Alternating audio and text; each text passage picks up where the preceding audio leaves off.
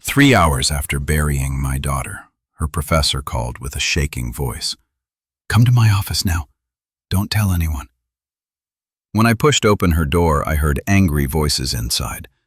Through the crack, I saw someone I never expected. My blood ran cold. Thank you for joining me as I share the darkest chapter of my life. Drop a comment below telling me where you're watching from right now. I need to know who's here with me through this. I sat alone in my Birmingham study, still wearing the black suit from the funeral. Through the rain-streaked window, gray clouds hung over our Edgbaston neighborhood. My youngest daughter, Emma, had been 21, brilliant, gone in days. The doctors said sudden kidney failure, rare, unexplainable. A healthy young woman vanished in 72 hours. My wife, Rebecca, died 4 years ago. Now Emma. Our 3-bedroom house felt like a tomb. "Dad?" Victoria's voice drifted from downstairs. My eldest daughter had stayed close since Emma's death. "You need anything?" I couldn't answer. The mourners left an hour ago with their hollow words. She's at peace now.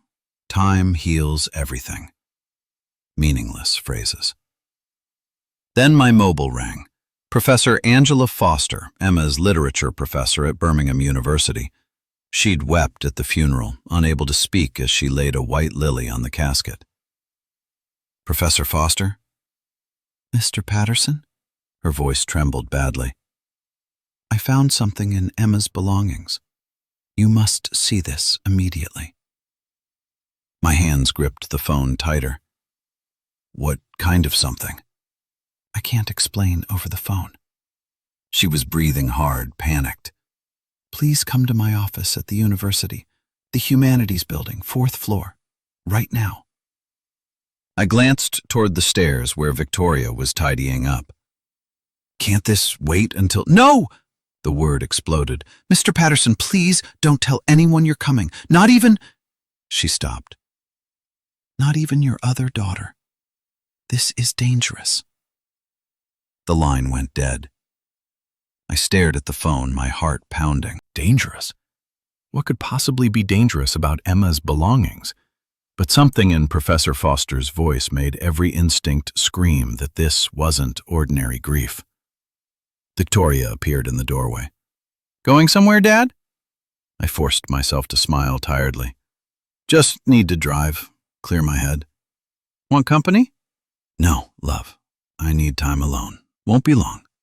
She hugged me gently. "Take your time. I'll be here." 20 minutes later, I pulled into Birmingham University's visitor car park. The campus looked deserted on this Saturday evening, bare trees swaying in the November wind. The Humanities Building loomed ahead, its brick facade darkening in the fading light. I climbed the stairs to the 4th floor. Professor Foster's office sat at the corridor's end. I'd visited once before when Emma declared her major in English literature. Now, approaching that door left slightly open with light spilling out, I heard voices. "I told you to leave this alone," a woman's voice hissed, low and threatening. "Give it to me right now." "Please, this isn't—" Professor Foster's voice, terrified. "I said, give it to me." I moved closer, pulse racing. Through the gap, I glimpsed Professor Foster backed against her desk, hands raised defensively. Her face was chalk white, eyes wide with terror.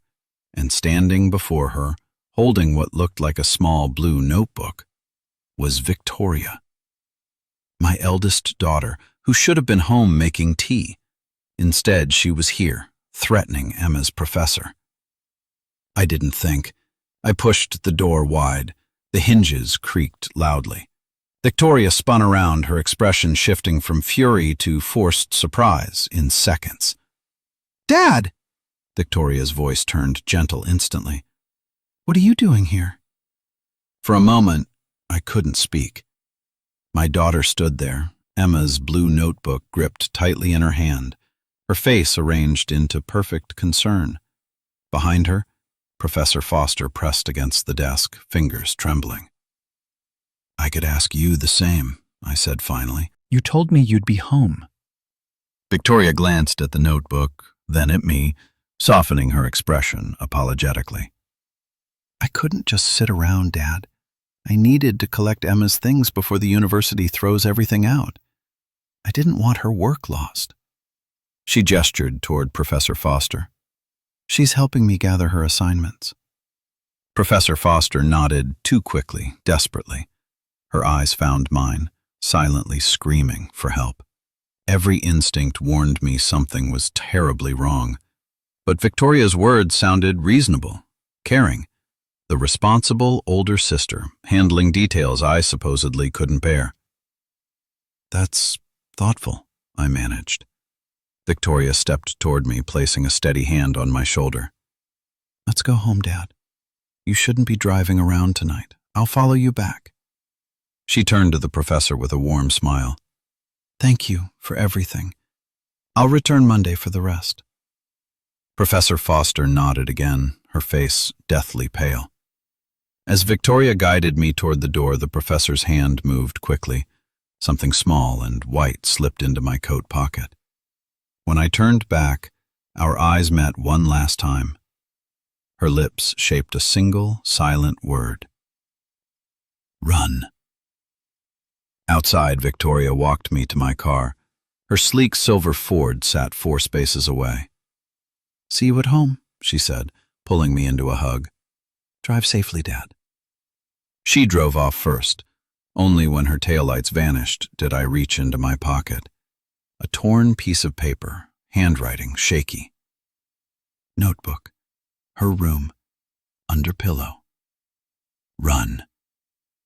My fingers trembled as I climbed into my car. The drive back to Edgbaston felt endless, my thoughts spinning wildly. Why would Professor Foster fear Victoria? What was in that notebook Victoria held so tightly? I turned onto Harborne Road. Victoria's car already sat parked in its usual spot. Through our front window, I saw her moving around the living room.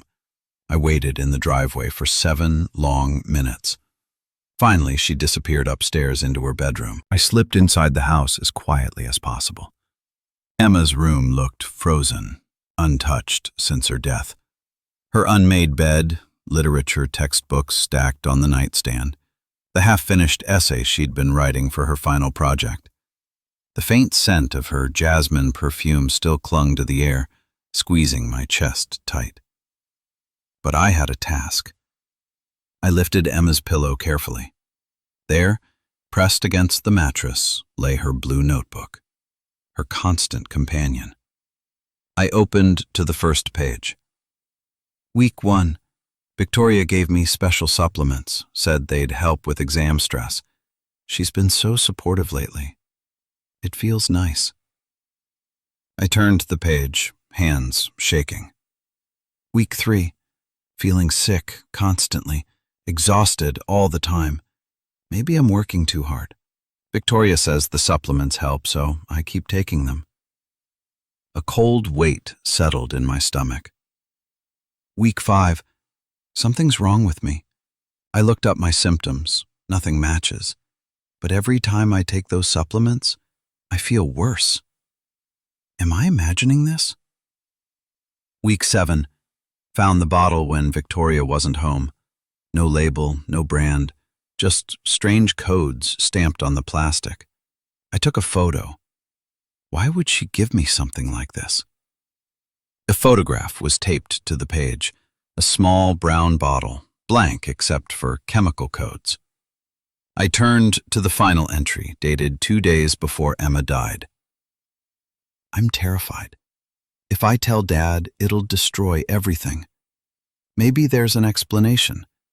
Victoria's my sister. She wouldn't hurt me, would she? The sentence ended there, unfinished. I sat on Emma's bed, the notebook heavy in my hands. The truth crashed over me like ice water. Victoria had poisoned her younger sister. Slowly, methodically, while I praised their closeness. Footsteps echoed in the hallway outside. Dad? Victoria's voice called. She was coming toward Emma's room. I tucked the notebook inside my jacket and moved quickly toward the window. Emma's room had a small window overlooking our back garden, and beside it, the old iron fire escape we'd installed years ago for safety. Emma used to sneak down it when she was late for class. Now it might save my life. I unlocked the window as quietly as possible, trying not to make noise. The November air hit me, cold and damp. I swung my leg over the sill just as the bedroom door banged open behind me. Dad! I didn't look back. My hands gripped the wet iron railing, my shoes slipping slightly. One foot found the first rung, then another. My heart hammered as I climbed down, the notebook pressing hard against my ribs. Above me, Victoria moved through the room. Dad, are you in here? I descended as fast as I dared. 15 feet, 10, 5. When my shoes touched wet grass, I ran. The side gate stood unlocked. I pushed through and emerged onto Harborne Road. My car sat in the driveway, but I couldn't risk going back. Victoria would spot me immediately. My hands shook as I pulled out my mobile and dialed a number I'd called hundreds of times. Philip Hughes, my assistant at the Charity Foundation, my closest friend for 12 years. He answered instantly. Andrew, is everything all right? Philip, I gasped. I need help. I'm near the house, corner of Harborne and Somerset. Can you pick me up? Philip didn't hesitate. I'm 15 minutes away. Stay there. I hid behind a neighbor's hedge and watched my house. Lights flickered on in Emma's room, then the hallway. Victoria was searching. Finally, headlights approached. Philip's blue Vauxhall pulled over and I ran to it. Drive, I said urgently. Philip pulled away smoothly, his calm presence steadying me. At 48, he'd guided me through countless foundation crises, but this was worse than anything we'd faced. Where are we going? He asked quietly. Anywhere but here. I pressed my hand against my jacket, feeling the notebook beneath. I'll explain soon. He nodded and drove toward central Birmingham. 12 minutes later, we parked at his flat downtown on Broad Street. Philip led me to his small apartment on the 9th floor where he sometimes stayed during late work nights. Sit, he said gently. Tell me everything. So I did. Professor Foster's call, finding Victoria in her office, the warning, the notebook, the entries, the photo of the unlabeled bottle. When I handed him the notebook, Philip's hands trembled as he read. His face went pale, then flushed, then pale again. My God, he whispered. Victoria did this. She killed Emma. I think so, I said, voice breaking. I know it sounds insane, but it doesn't sound insane. He closed the notebook carefully. I believe you completely. What now? Before I could answer, the television on the wall flickered to life with the evening news. Breaking news from Birmingham University, the anchor said seriously. Professor Angela Foster was found dead this evening, apparently from a fall from the 4th floor of the Humanities Building. Preliminary reports suggest a possible suicide. The screen showed police tape, flashing lights, investigators. The notebook slipped from my hands. No, no, no. Andrew, Philip gripped my shoulders firmly. This wasn't your fault. She called me, my voice cracked. She tried to help, and they killed her. She died, Philip said steadily, because she did the right thing, and we won't let it be for nothing. I lifted the notebook, grief hardening into something cold and determined. We can't go to the police. Not yet. They'll say Emma was paranoid, that I'm imagining things. Then what do we do? Philip asked. We get more evidence, I said firmly, and we make sure everyone knows what my daughter did. 3 days later, Philip laid out a plan. We sat in his flat, blinds drawn, cold tea on the table between us. My eyes felt dry but heavy. I hadn't slept more than an hour at a time since reading Emma's notebook. Philip tapped a notepad covered in his neat handwriting. "You're the founder. You have access to every office in that building, including Victoria's." I looked at him carefully. "She'll know I was there. Not if we're smart." Philip turned his laptop toward me. On the screen was a floor plan of our foundation offices on New Street, 3rd floor highlighted. Security cameras cover the hallways, but I bought a signal loop device online. It'll freeze the feed for 4 minutes, just enough time.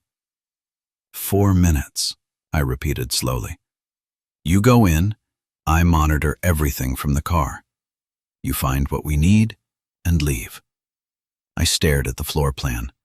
Victoria's office, room 312. The same office where I taught her how to review donor files. What if her computer's locked? Philip showed me an app on his phone. Remote access software. If you can turn the computer on, I can bypass most security remotely. I nodded slowly. It was risky, but we had no choice. The notebook alone wasn't enough without corroboration. We needed something concrete that tied Victoria to Helen Wright, our finance director. Something proving intent. "Tonight," Philip said quietly. 1 in the morning. Minimal security. No one on the executive floor. The drive to New Street was silent. Philip parked 3 blocks away, engine idling. I wore gloves, a dark jacket. My hands shook as I pulled the building key from my wallet. 4 minutes, Philip reminded me, eyes on his tablet. Starting now.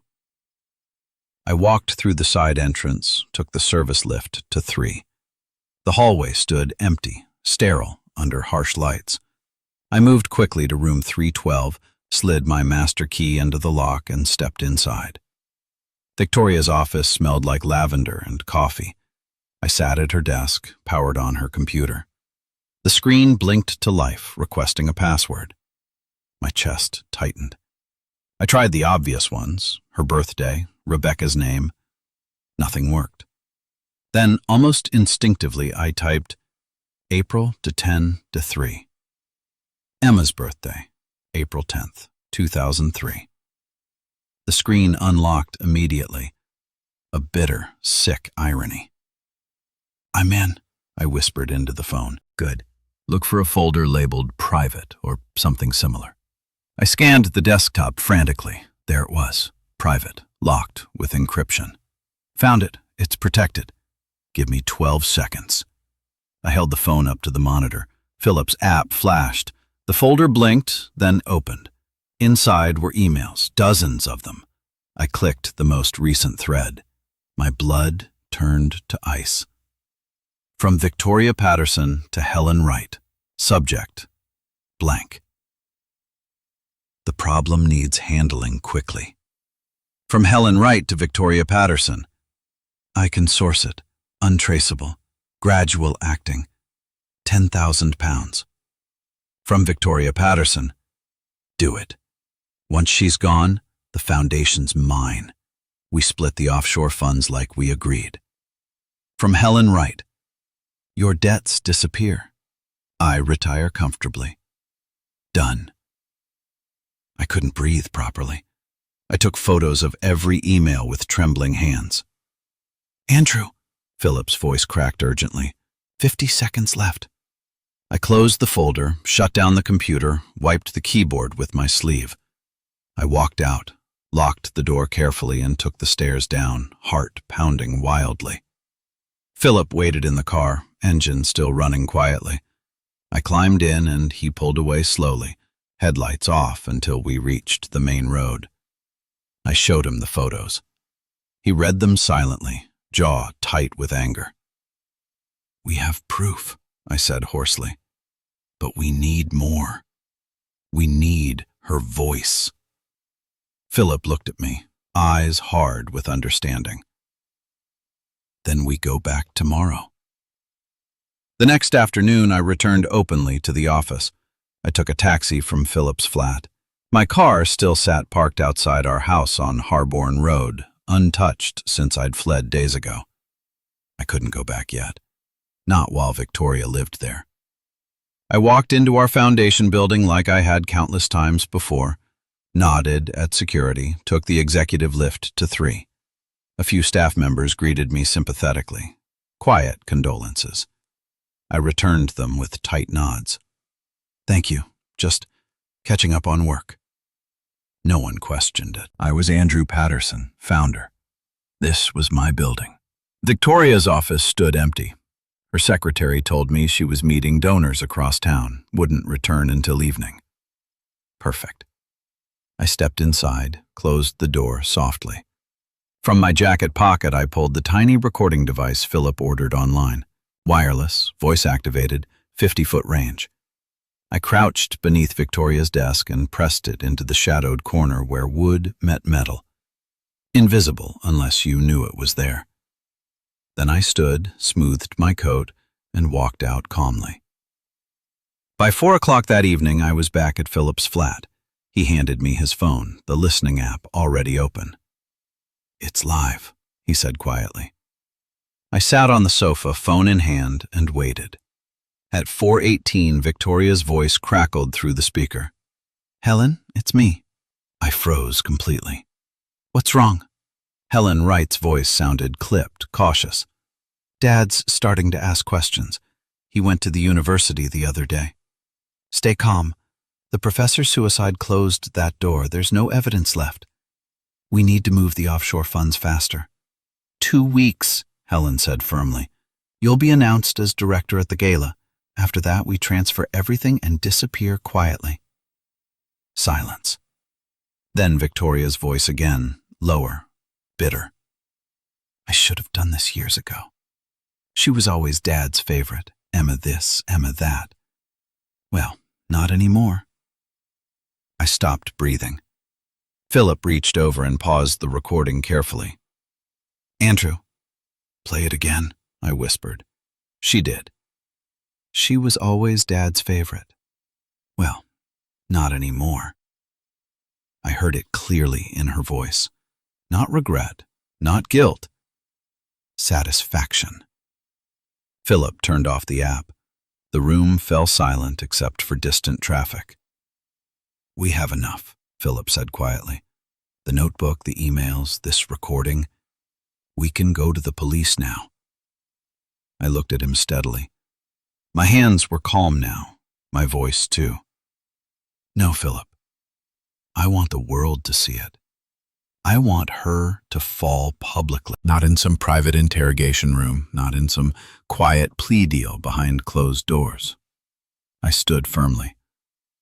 I want her destroyed where everyone can witness it. Philip studied me for a long moment, then nodded slowly. The Foundation Gala, next Saturday, Hilton Birmingham Metropole. 400 guests, donors, board members, press. Exactly, I said. I paced the small flat. We'll prepare a presentation, video, audio, evidence. I'll contact our technical team. Tell them I'm giving a tribute to Emma. They won't question it. And Detective Morris? Philip asked carefully. You reach out quietly. Tell him to be there. Tell him we have something he needs to see urgently. Philip picked up his phone, already typing. 8 days to prepare. 8 days, I repeated. I walked to the window, looked out over Birmingham's skyline. Somewhere out there, Victoria sat in her office, confident, untouchable, planning her promotion. She had no idea. In 8 days, she'd stand on that stage accepting her new role. And I'd make sure the entire world saw exactly who my daughter really was. Not the victim. The killer. The ballroom at Hilton Birmingham Metropole glittered with the city's elite. Crystal chandeliers cast shifting shadows across polished marble as 300 guests mingled beneath vaulted ceilings. The air hummed with expensive perfume, champagne, and the low murmur of wealthy people making connections. This was our foundation's annual gala, where Birmingham's most influential gathered to celebrate philanthropy. Tonight's purpose was significant, officially announcing Victoria Patterson as the new executive director of Patterson Family Foundation, one of the Midlands' premier charitable organizations. Backstage, Victoria adjusted her elegant navy dress. The mirror reflected a woman at her peak, polished, confident, ready to inherit her father's legacy. When the host called her name, she stepped onto the stage to warm applause.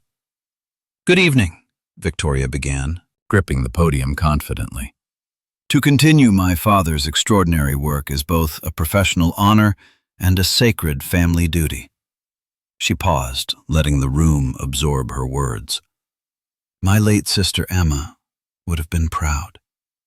She believed literature could transform lives." Her voice cracked just slightly. "This foundation is built on family values, integrity, and the dreams we pass forward." Applause swelled naturally. Cameras flashed brightly. Victoria basked in the admiration. Then the stage lights shut off completely. 4 seconds of total darkness. Confused murmurs rippled through the crowd. When the lights returned, a figure stood beside Victoria. Andrew Patterson. Gasps swept the ballroom instantly. I wore a simple black suit, my face drawn but resolute, eyes blazing with grief and fury. I looked like a father risen from mourning. "Mr. Patterson," a guest called out, "we didn't expect you tonight." "You're supposed to be grieving," someone whispered loudly. Victoria's face turned white as paper. "Dad, what are you doing here?" I approached the microphone, my voice cutting through the murmur cleanly. "I'm here to tell the truth about my daughter's death." Silence crashed over the room like a wave. From the control booth, Philip pressed a button firmly. The massive rear screen flickered on brightly. Pages from a blue notebook appeared, Emma's handwriting growing increasingly frantic. Entries described fear, confusion, mysterious supplements. Photos of unmarked bottles with chemical codes filled the screen completely. Then came the emails. White text on black background. Source the substance. Untraceable. £10,000. Once she's gone, foundation's mine. Split offshore funds. Shocked whispers erupted immediately. Phones rose to record everything. Then the audio played clearly through speakers. The ballroom exploded into chaos instantly. Reporters surged forward urgently. Donors stood in disbelief. Board members stared at Victoria with horror. Victoria spun toward Helen Wright, seated in the second row. "You told me this was foolproof," she hissed desperately. Helen stood abruptly, defensive. "Don't you dare pin this on me. You poisoned your own sister." "You provided the substance," Victoria shot back loudly. "You wanted the money." "I wanted?" Helen thundered. "You had £70,000 in gambling debts. I only helped for my cut." The two women, dressed in elegant gowns, hurled accusations while cameras flashed like lightning. I stood still at the microphone, watching them unravel completely. When I finally spoke, my quiet voice carried everywhere. "Both of you killed my daughter. For money. For greed." Victoria turned toward me, panicked and desperate. "Dad, I can explain this. Please. This isn't what you think." "Explain to the police," I said coldly. As if rehearsed, the ballroom doors opened. Detective Ian Morris entered with 4 uniformed officers. They'd been waiting outside, listening to everything. Victoria's eyes darted wildly around the room. She bolted toward the back exit, but the crowd closed in. Hundreds of witnesses blocked every escape route. Phones raised like a wall of truth. Camera flashes blinded her completely. She stumbled badly, covering her face, but there was nowhere left to hide. Before 300 people, under Birmingham's brightest lights, everything she'd done was finally revealed. If this story has moved you, please take a moment to like this video and share it with someone who needs to hear it. Your support means everything. They arrested both Victoria and Helen that night. The evidence was overwhelming, irrefutable. Detective Morris had everything recorded from outside the ballroom doors. Within hours, footage from the gala went viral everywhere. Twitter, Facebook, YouTube. Headlines exploded across news sites. Charity director's daughter accused of murder at Birmingham Gala. Confession shocks city. Patterson family scandal rocks foundation world. The trial came 6 weeks later. I sat in courtroom 4 of Birmingham Crown Court. The room smelled of old wood and tension, fluorescent lights humming overhead harshly. The gallery overflowed with reporters, former colleagues, curious onlookers, and some of Emma's university friends wanting justice. Judge Howard Stevens presided, gray-haired, sharp-eyed, known for fairness without mercy. Even he seemed affected by the gravity of what Victoria and Helen had done. Both defendants sat at separate tables, gaunt, pale, their expensive clothes hanging loosely. Victoria stared forward, jaw locked tight. Helen stared at her hands, hollow and defeated. Prosecutor Monica Price rose firmly. Your Honor, the evidence is overwhelming. The victim's notebook documents her symptoms and suspicions clearly. Emails show payment discussions for acquiring poison and splitting embezzled funds. Recorded conversations reveal their conspiracy explicitly. Most damning, we have their public confessions witnessed by Detective Morris and 300 guests. Defense attorneys argued entrapment, that grief drove me to manufacture evidence, that doubt remained. Judge Stevens responded crisply. The confession was voluntary, obtained with police present. The evidence stands completely. Witnesses followed. Emma's flatmate testified with a trembling voice. Emma told me Victoria was being unusually nice, bringing her supplements, checking constantly. She felt something was off.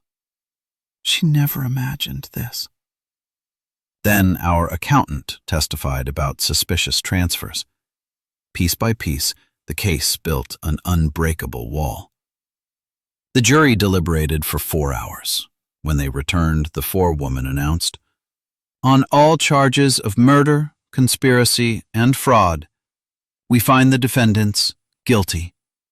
Gasps filled the courtroom loudly. Reporters scribbled frantically. Someone behind me cried softly. Judge Stevens addressed the defendants sternly. The callousness with which you ended a young life is beyond comprehension. You poisoned a trusting young woman slowly, methodically, pretending concern while watching her die for money. He pronounced sentence. Victoria Patterson, life imprisonment without parole. Helen Wright, life imprisonment without parole. Victoria didn't move, but her hands shook violently. Helen collapsed into quiet sobs. Victoria looked at me across the courtroom. Regret or desperate hope flickered in her eyes. I looked away. Officers led both women through the side door, their footsteps echoing. 8 months later, I stood at a new office. The sign read, Emma Patterson Memorial Scholarship Fund. Through the window hung Emma's photo, smiling beside her books, full of promise. Philip stood beside me holding folders. First recipient interview today. We created the fund using my personal wealth, full scholarships for talented literature students with financial need. A young woman entered, nervous, determined, clutching her portfolio. She worked 2 jobs, studied at Birmingham City University, had essays that moved me deeply. Thank you for this opportunity, she whispered. I won't waste it. I smiled, genuinely. Make Emma proud. Later, I visited Edgbaston Cemetery. 2 graves rested beneath an oak tree, Rebecca's and Emma's. I placed roses for Rebecca, lilies for Emma. Kneeling, I whispered, She's helping others now. For the first time, I felt the beginning of peace. Justice was served. Something good was growing from darkness. Subscribe to hear more powerful true stories that teach us how to live better. Thank you for being here with me.